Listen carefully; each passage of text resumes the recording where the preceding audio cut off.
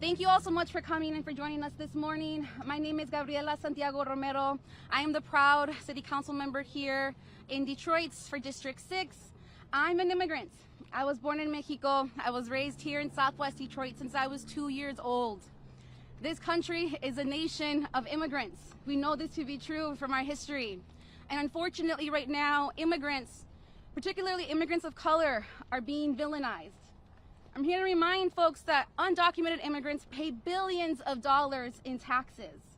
We are an important piece, like everyone else, an important piece of the fabric of this country. And right now we are being divided. I'm here to let you know that we are not deporting criminals. We are deporting everyday people. I got a report yesterday of someone being deported after playing soccer here in Southwest Detroit. He was detained in front of his wife and kids after being here for over 30 years with no criminal record.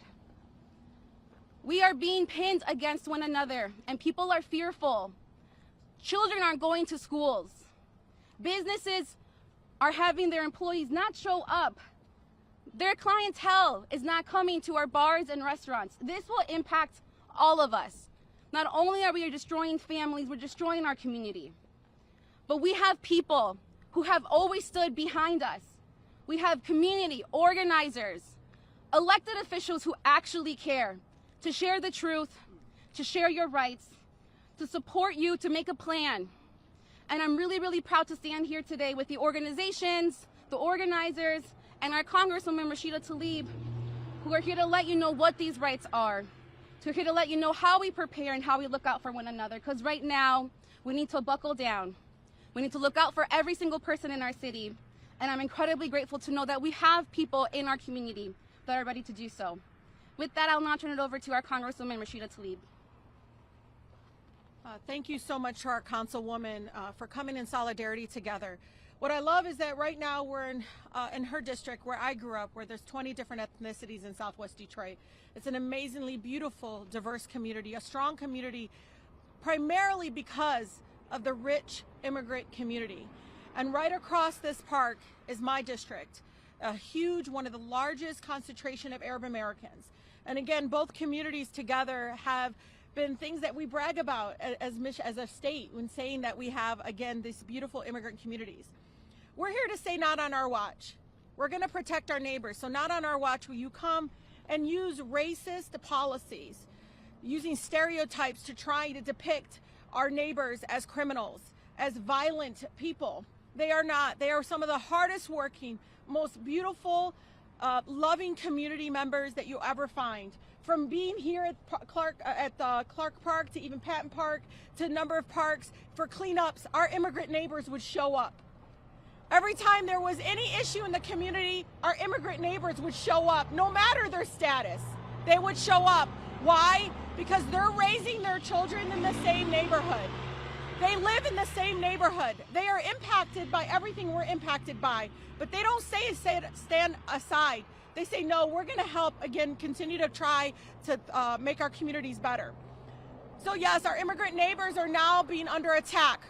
They're trying to distract us from everything else they're doing right now at the White House. But I want the current Trump administration to know you're not going to divide us by stroking fear in our communities and targeting our immigrant neighbors, many of which have been here for decades. But for the broken immigration system that Congress refuses to address, but for that, we again continue to have so many in limbo with their status. You know, these executive orders dismantle asylum and humanitarian parole. They ban all refugees, even those who have waited patiently for years, had flights booked, were already cleared to resettle in the U.S., turning their backs on those folks, fear persecution. We promised and said, this is a safe haven. We welcome you. They've already laid out the groundwork for another Muslim ban. They're now sending ICE to schools, hospitals, and churches. It's horrific. I want you to know these sensitive locations matter. When we had illegal action by immigration at a school right down the street here, 80% of the students did not show up to school the next day. There's real impacts in our community when we do this kind of only enforcement, criminalization, and militarization of our neighborhoods. You know, even as they try to override the 14th Amendment of the Constitution and birthright citizenship, which the courts have declared unconstitutional. Again, going after people like my mother, like our mothers.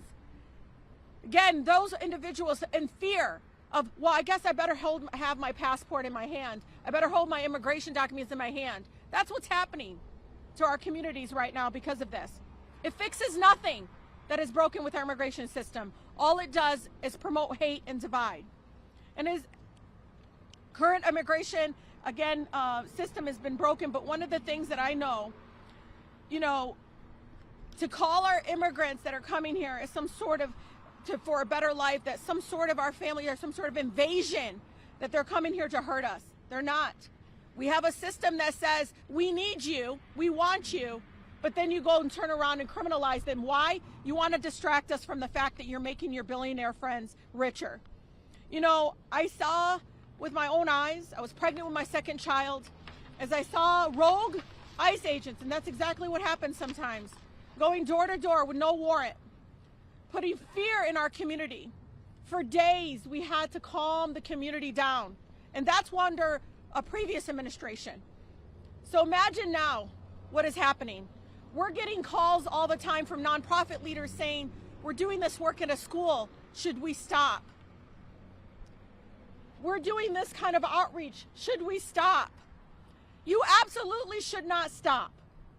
Continue to serve this beautiful community that, again, continues to show up for all of us over and over again. It is important to know, no matter your immigration status, and I want my residents to hear this, and all of you to share this with our neighbors. No matter your immigration status in the United States, you have constitutional rights. Very clearly you do. Even if you are undocumented or in between statuses, please stay informed. We're here because we want to say not on our watch, but we're here to also train you, educate you, and help you understand what those rights are. One, do not open the door if an immigration agent comes knocking. ICE doesn't have a right to enter your home, y'all. Be very clear, without a valid warrant signed by a judge. You can ask them to slip the warrant under the door. You got to see it first, and make sure it's signed by a judge. Make sure it's not some little memo or little flyer signed by a judge that they say they have a right to come into your home. And by the way, Americans, this will happen to you too. They're going to come knocking on all our doors. If, again, we don't understand what our rights is, we got to push back. Do not answer any questions about to an immigration agent if they try to talk to you. You have a right to remain silent. Yes, you have that right here. You don't have to sign anything. And as a former immigration attorney, it's one of the first things I say. Do not sign anything you don't understand. You don't have to sign anything. You can't be forced. You don't even have to hand over documents without first speaking with a lawyer. You have a right to say, I want to speak to a lawyer. You have a right to do that. Ask for that. Do not share personal information or provide false documents. If you are in public, ask the agent if you're free to leave. You can say, hey, I know you stopped me, but am I allowed to leave? Do you have any right to keep me here? Again, it is important to everyone in our community to understand this. It's really despicable that folks with accents that have been here 40, 50 years asking me, are they going to deport me? You're a U.S. citizen? No.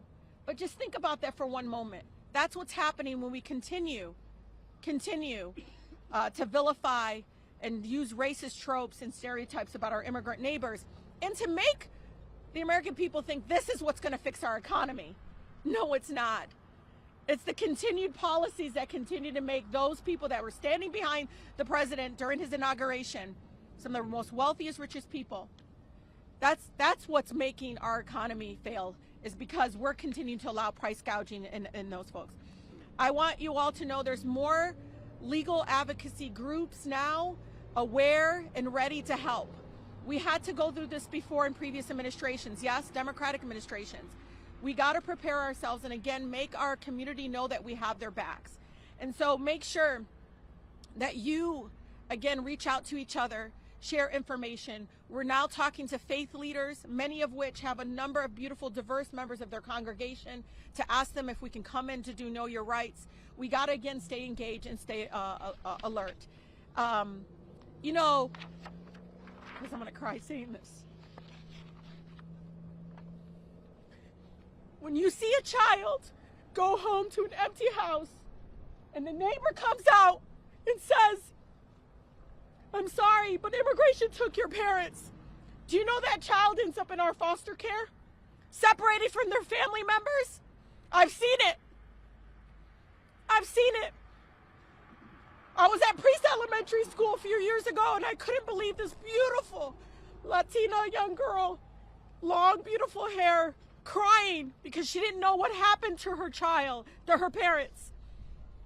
I want you all to know, all the immigrant families, we are going to prepare you to know what to do with your children, to sign documents, to make sure that you know where your child is going.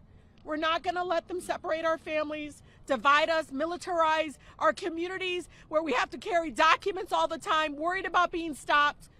We're going to make sure that you know your rights, and we're going to fight for you. This is not how you, again, promote policies that make everybody come together. This is exactly the fear-mongering that they want to distract us with and want to promote, because they have no plan to better our lives. All they can do is come after communities like ours. So we say not on our watch, protect our neighbors, and we're ready to fight back and say, not again. You will not separate those children from their parents. You will not vilify. And for all our immigrant neighbors, I love you. I know you work hard. You are not criminals. You are not rapists. You are not these things they say you are. And just to be clear, and Gabby and I talk about this, no one wants criminals in here. Go ahead and do that job. But do not vilify a whole community and make up that they are here invading our communities, when all I see is beautiful businesses, beautiful parks, everybody. They're showing up in a way that I think we don't always get to tell those stories. But we are a nation of immigrants, and I'm proud that we are a nation of immigrants, and I want to continue to be a nation of immigrants that is loving and welcoming. With that, I'm going to have one of our amazing advocates, Ruby, Michigan Immigrant Rights Center, of course. I know they've been working really hard, been working extremely hard to try to educate people about what their rights are, but also to make sure they have free legal services so that you, again, are prepared to be able to talk to a lawyer. Do not sign anything. I'm going to say it again, because as somebody that practiced, do not sign anything. And again, it's important that you can stay silent and ask for it. But with that, Ruby.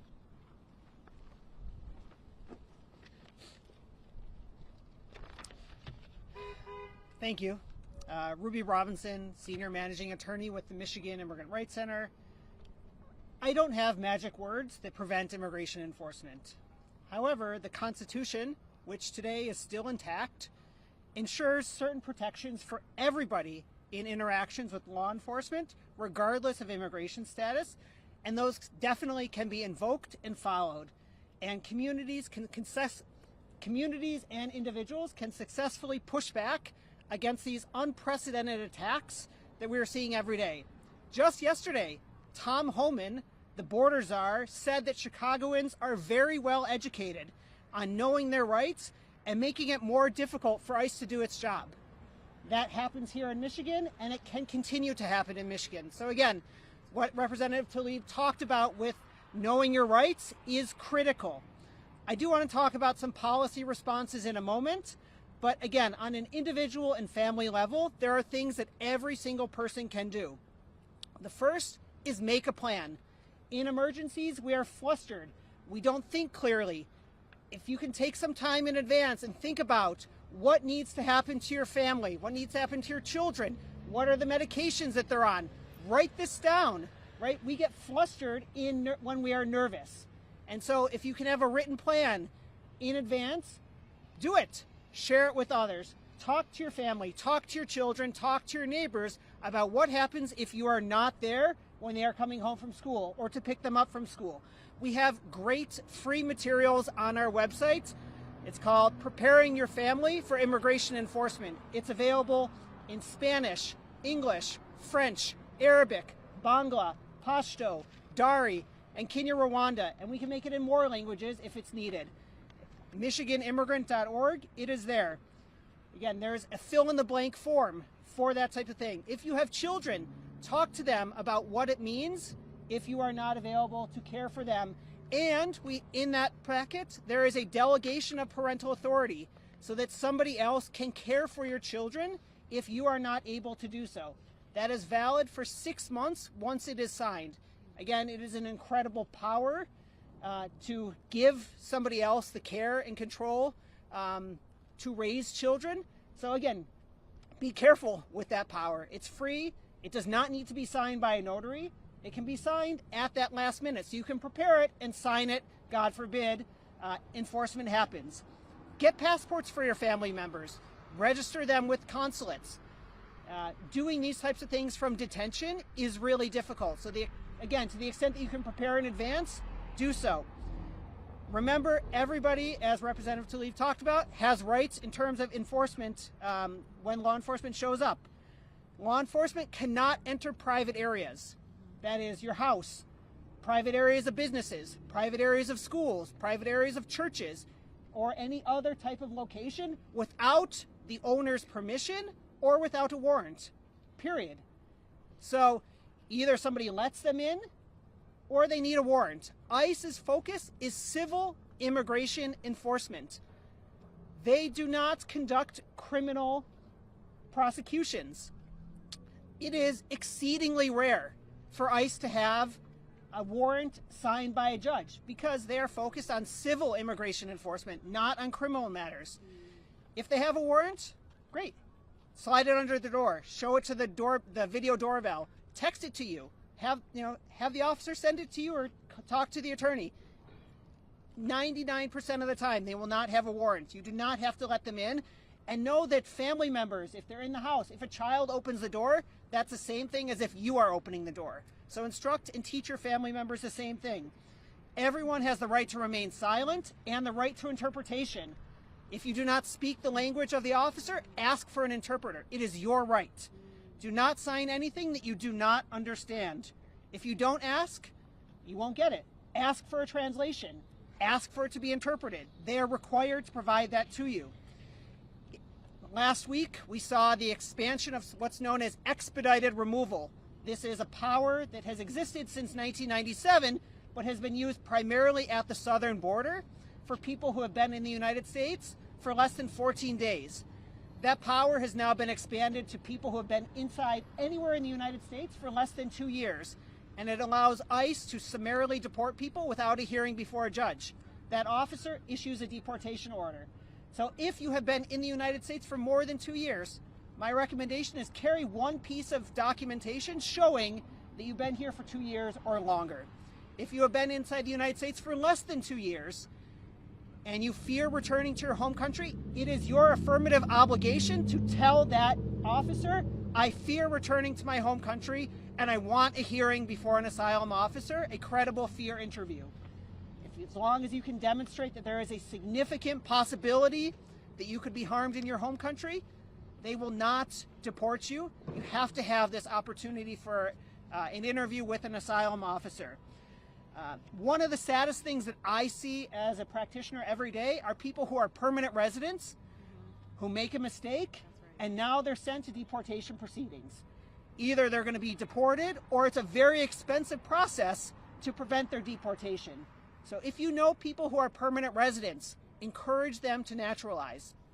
There is assistance across the state to do so, and please naturalize. Once you are a U.S. citizen, you cannot be deported from the United States. Law enforcement may mislead our communities. Don't be fooled. Trust yourself when law enforcement is telling you something. It may not actually be true.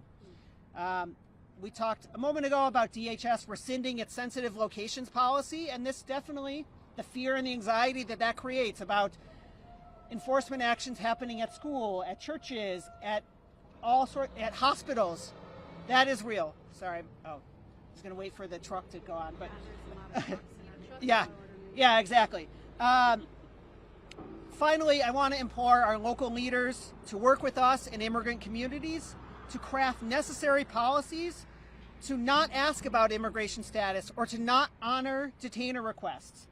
Doing so ensures and keeps our communities safe. If people are fearful of contacting the police because they think that they might be targets, they're not going to contact the police, and crime will exacerbate in communities. And actually, in communities where there are higher immigrant populations, there actually is statistically less crime because of policies that support these communities. So again, both here in Metro Detroit and across the state. And despite, and I'll close because I know we have lots of other wonderful speakers. The shock and awful tactics that we have seen over the past week will continue. They are designed to create division, sow fear, create chaos, and paralyze us. We have rights, and we will be here to respond to all of these actions moving forward to protect our communities. Thank you.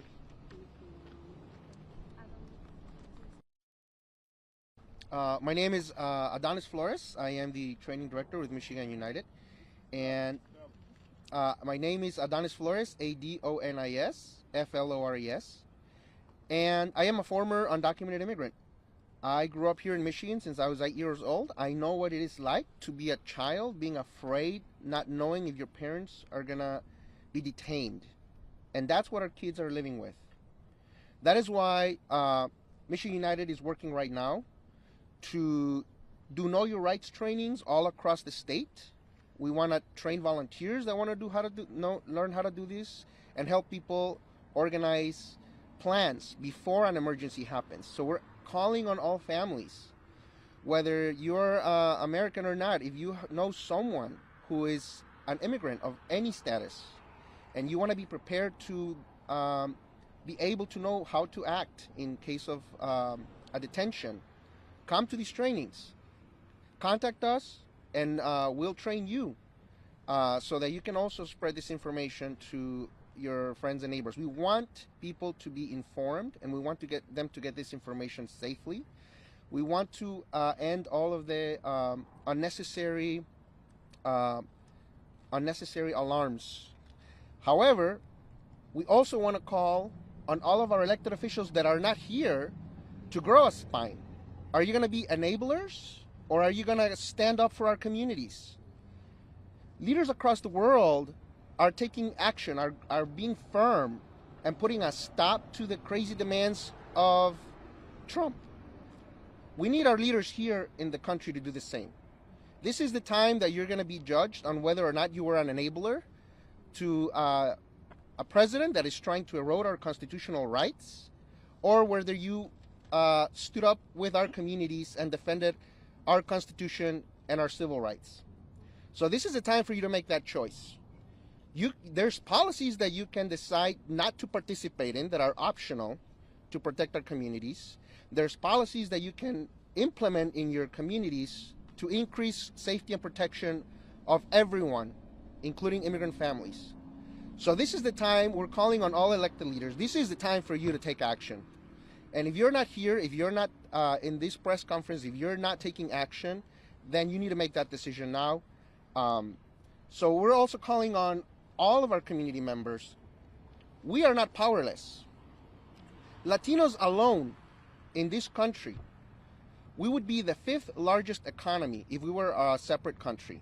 We have economic power. That does not include the economic power of other immigrant communities or of the Black community, Black Americans. But we have economic power, and if party leadership ignored the political power that we have, and the other party is coming after us, and if it's necessary for us to use our economic power, then we must use it. But we must protect each other.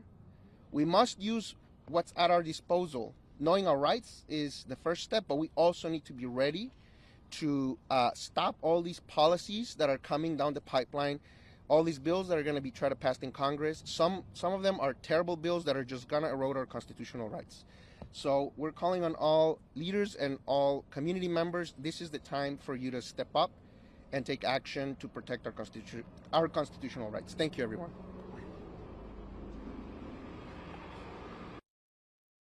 Assalamualaikum everyone. My name is Dr. Sadie Sarr with the African Bureau for Immigration and Social Affairs, known as ABISA. You have heard my colleagues and friends talk about what policy look like. You have been in the news, you have been seeing it happening right in your neighborhood. So what I want you guys to remember is that these measures that you have heard from are not just extreme, but they are reinforcing a system of oppression that have already existed in this country and that is now being expanded to everybody that sounds or look or must be foreign, right? The deployment of military forces and ICE raids in our communities is here to terrorize our communities, to disrupt the life and erode the trust that we are supposed to have in our elected officials.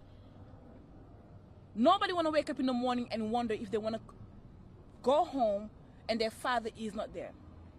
No parents want to walk out the door thinking, if I turn the corner to go to the grocery stores, I might not see my child again.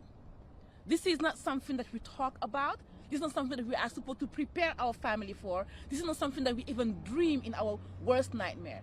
However, today, this is what this new administration, once again, is trusting upon us, and it is being left to us, immigrant communities, to face and respond to.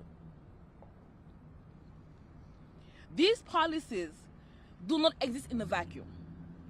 They are built on our long history of exclusion, and in a city like Detroit, where immigrant families most likely are mixed, it is very dangerous that elected officials in our city use rhetorics that are divisive. It is very dangerous that elected officials in our city are telling half of us, you are welcome here under this condition, and the other half of your family is not welcome here. This is totally hypocritical, because family values are not only American values. Immigrant families value their loved one as much as anybody else.